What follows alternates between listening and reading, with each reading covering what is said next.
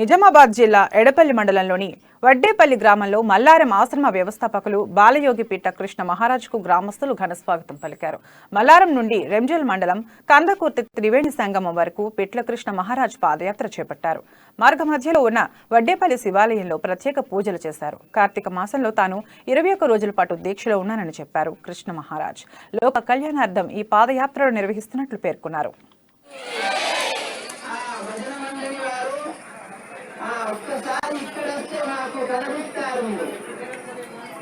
కార్యము మార్కండ మాణిక్యము భజన మండలి.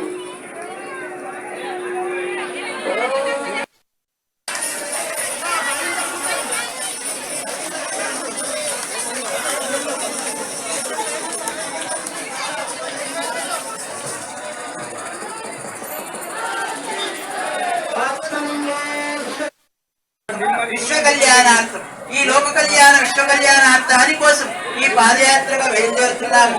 కాబట్టి ఈ ఎందుకు అంటే ప్రతినిత్యం మానవుడు కొన్ని పాపాలు చేస్తున్నారు. భక్తి చేయాలి, ఒక గంగా స్నానం చేయాలి, కార్తీక మాసం దీపోత్సవం, శైవ క్షేత్రాలు, మరి నారాయణ క్షేత్రాలు, వైష్ణవ క్షేత్రాలు కూడా దర్శించినా అన్ని ఉత్తమమైనటువంటి ధర్మమే. అందుకే ధర్మాన్ని ఆచరించిన వారికి సదా రక్షిస్తూ ఉంటారు. కాబట్టి ఇక మేము ప్రయాణం కొనసాగిస్తాం. మరి అందరికీ